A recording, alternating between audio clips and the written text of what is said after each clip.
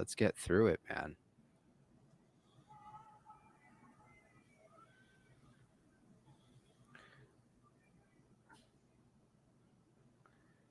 Give me just a moment here.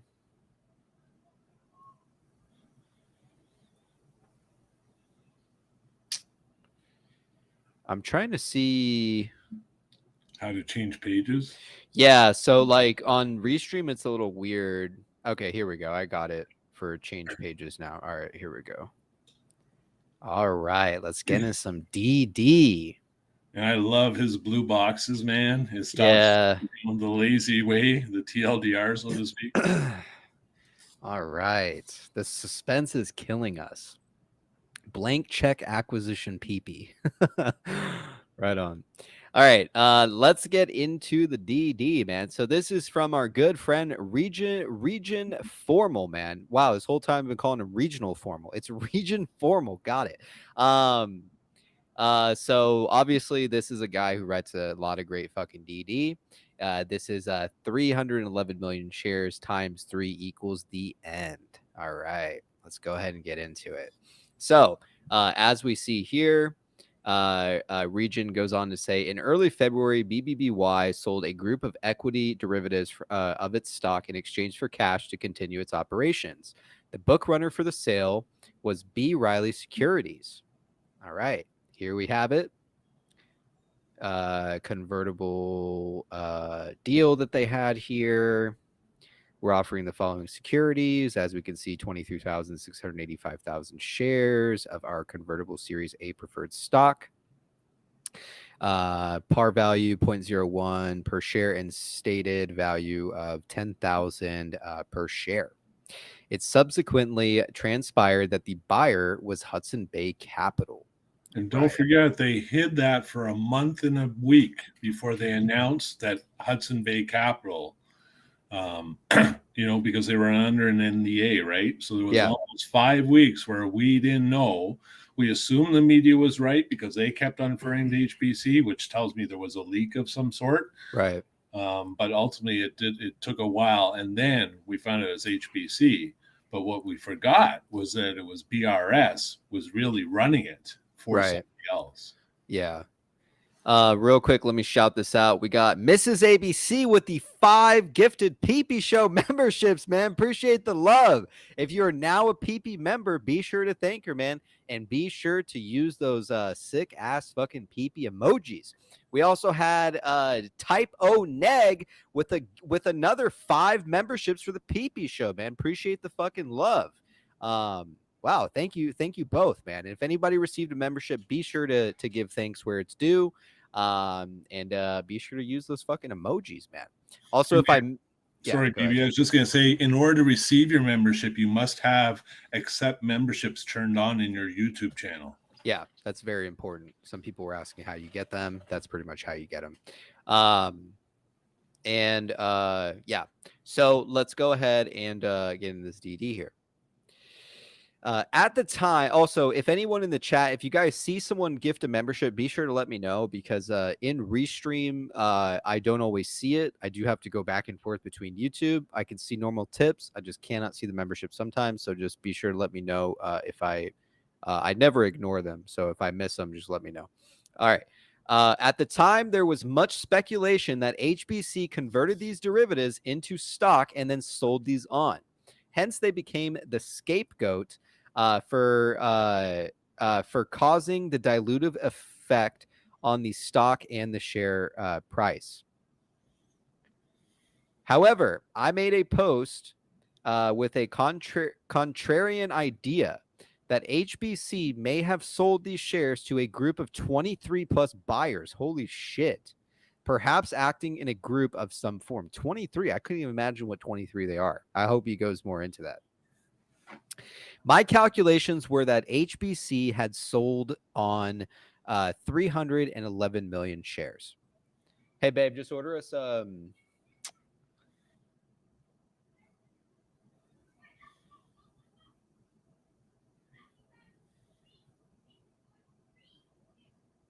sorry, my wife's getting us dinner, so I was like, just order whatever. It doesn't matter. All right. So the subsequent supplementary filing by BRS appears to hold the buyer of these additional shares holder to a lockup period and certain other restrictions. Order eggplant. Order the corn. Order the corn on the cock. What are you ordering? Well, first I have to make sure that. Yeah, never mind. All right. HBC or the eventual end buyer of the 311 million shares may have been subject to this agreement. This lockup period came to an end on 9th of May, coincidentally, the original scheduled date of the annual shareholders meeting. Wow. It's very interesting. Some of these connections he makes, man. So Region goes on to say, when Bed Bath filed for bankruptcy, they stated that the total number of voting shares was 428 million. So here we see it, 428,120,000 shares of voting common shares were outstanding. All right.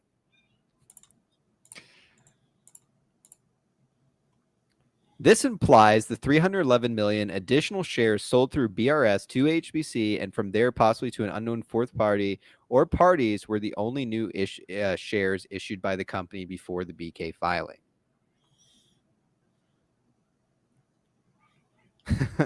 Cass knocking on the door. Hey, PP, so I thought to bring your dinner, but I got hungry and I ate them all. So here's a half-eaten ketchup pouch and some spoons. Love it, man.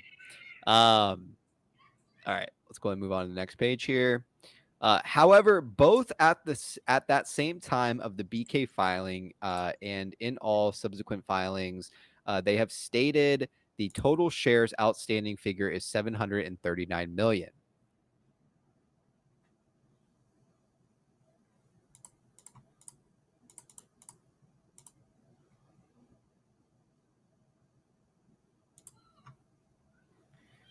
All right. This means the additional shares beyond 428 million do not have voting rights. These non-voting shares number 739 million minus 428 million equals 311 million.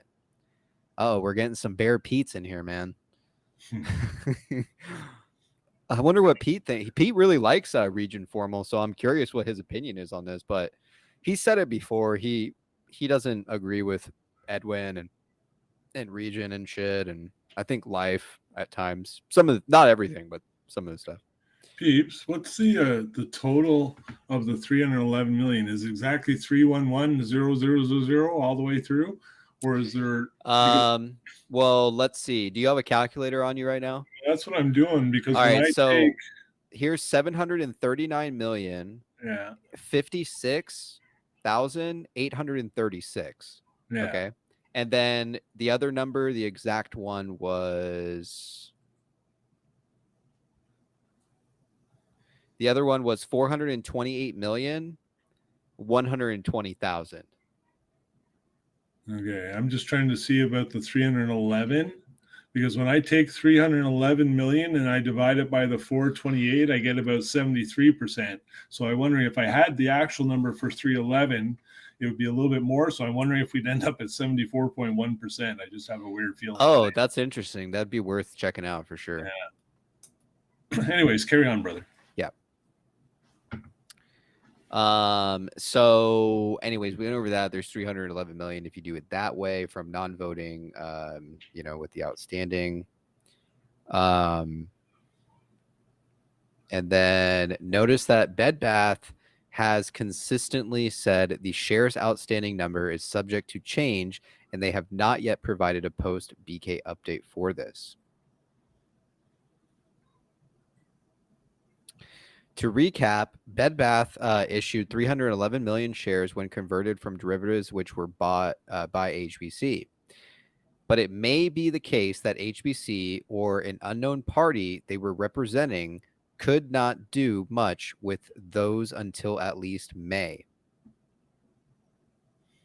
That's fine, babe. However, the price action during that period was as follows. And as we can see, we have the nice long descending thing Your happening. laughter in the background, PP. That's Mrs. Yeah. ABC cracking up on chat. Oh yeah. I'm trying not to crack up myself because she's in a fit of giggles, so I don't know what the hell's going on. But yeah, sometimes I don't see all the chat. But I'm sure it's pretty funny. All right. I made another post conjecturing that market makers and short hedge funds use these locates for more naked shorting. This was with the belief that the 311 million shares would be diluted into the market, which now looks like it may not have occurred. So the extra non-voting shares are synthetics, but Bed Bath is for now recognizing as else could be depriving retail investors who likely bought these of ownership of this stock. Interesting.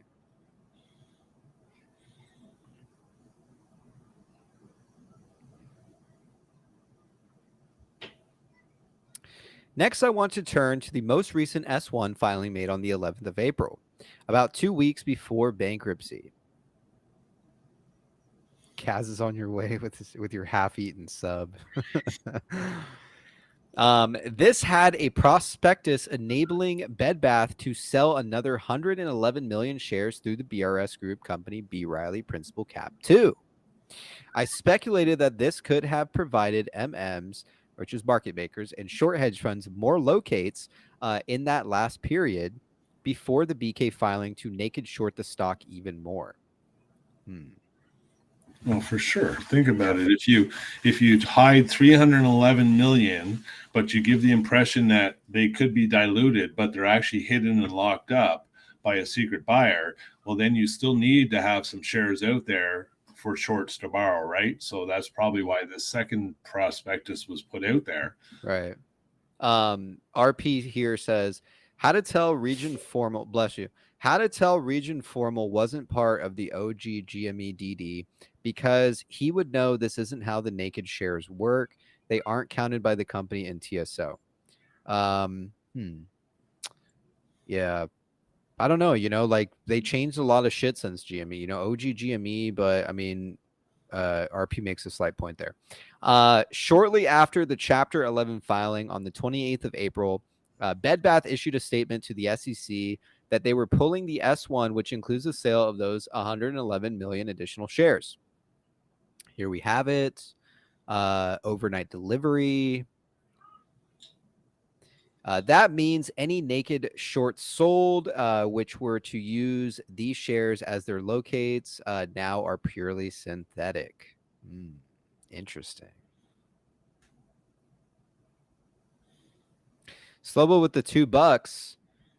Shiba Dog raises and lowers his index finger to get noticed. Love that emoji, man. Thanks for the tip. Not long after the company published the equity holders list of its common stock, shares outstanding is 780 million, of which 776 million is held by Seed & Co., DTCC.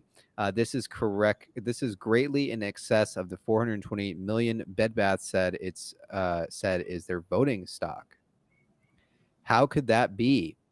Well, let us say the last round of naked shorting using the 111 million shares from the canceled S1 as their potential locates added another 41 million defunct S1 shares.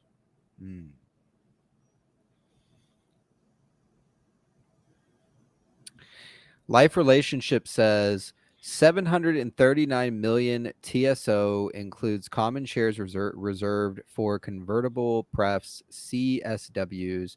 HBC could not have converted those to commons because no trigger event to convert at lower alt conversion price. I actually do also want to hear from Life too tonight. Life, I'm going to send you a link here in the chat. We would love, ABC and I would love to hear from you tonight. We haven't heard from you in a while, man.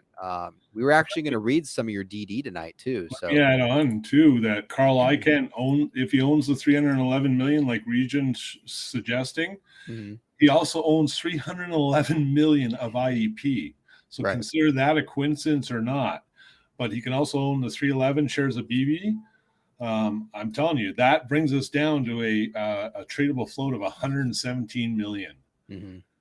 Not, the 700 million or whatever, because of whatever's being held in reserve here. So sorry, PD.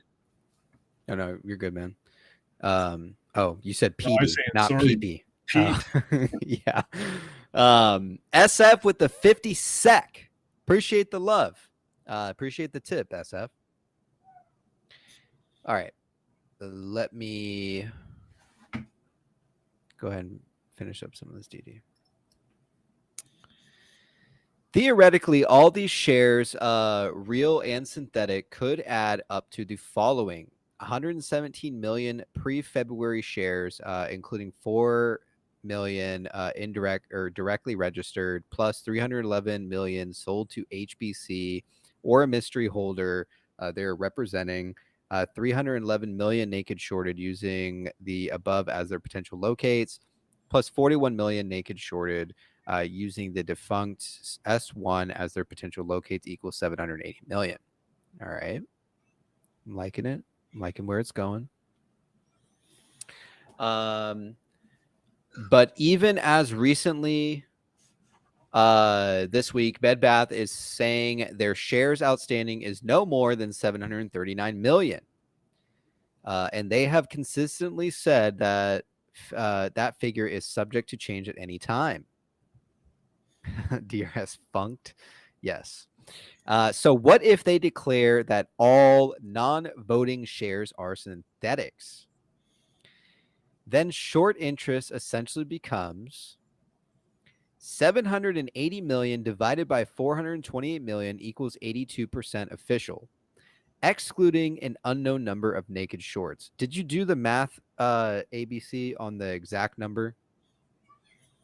Of I'm assuming Region did the exact, like, down to the, number, but let me do the 780 divided by right now, but I think it's definitely 82%. I just don't know whether it used the full broad range. 428. Yeah, 82. okay. I was just wondering if the 311 million divided by the 428 would give us 74.1. Oh, yeah. Life Relationship here said at the PP show, Chapter 11 BK filing is a trigger event, but alternate conversion price is still way too high compared to market price, and also convertible prefs can now be redeemed for cash. Life, man, come on the fucking show. We want to hear why. I'd love to hear your thesis, man. We haven't heard from you in a minute. We'll send one more link out to you. Booger says, my PP is swelling up. You might have taken a Viagra, man. All right, let's go ahead and go over this. I have posted a number of times about the short squeezes that can arise from an all stock or stock cash combination MA agreement. What if a final deal for Bed Bath to exit Chapter 11 includes a stock swap or some form with the acquirer?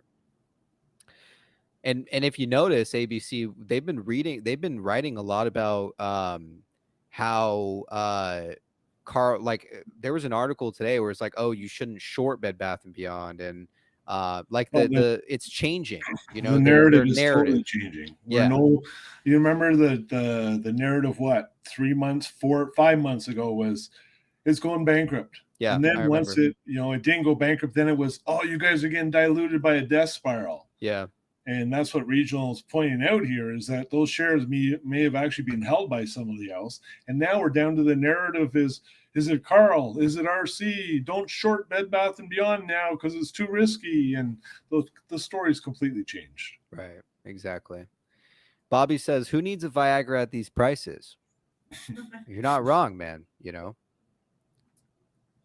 This may require closing of existing short positions in the run-up to its closing, and most likely a short squeeze in that case, on perhaps official short interest of 82% without even factoring naked shorts. So let's take a look at some stocks where this occurred. There is one here that he is saying a few years ago, DGA ZF went from 125 a share to $25,000 on short interest of only 45%. Wow. Dual increased 150,000% on similar short interest. More recently, DIAC increased 7,000% off a short interest of 5%. Interesting stuff. So how high could Bed Bath go on official short interest of 82%? And to leave you an unrelated fact, with all these 311 million 11 million shares floating around, Carl Icahn owns 311 million shares of IEP. And I'm assuming this is what we're looking at, right? This is the IEP document. Yeah, here it is right here. 77. So how are these all adding up, man? Like, it's so bizarre that, you know, ABC, it's like, what kind of crazy ass deal are we witnessing here? I mean, maybe that's why we had some of the greatest people on the board to pull something like this off, right? Especially in the dark. Like, Jesus, how can nobody see this coming? Who's shorting the stock or shorting the company, who quite literally cannot exit their positions because, you know, they're betting on it going to zero. Even though they're not even aware of what, like, the giant slap of dildo slap they're about to get across their face, man. You know, it's you're playing with a grandmaster champion. Yeah. This is Carl Icahn. He's been around forever. Mhm. You know, like he's pretty much been Wall Street in many facets, and so that's why I believe this is ultimately, you know, a chess game. And I believe, based on these numbers here, I think we're all going to be very well surprised. Yeah. And then he wraps up by saying, just an icon-cidence, of course. Love the ending, Region. I've always loved this dude. When I actually started my show, Region was one of my early guests that I had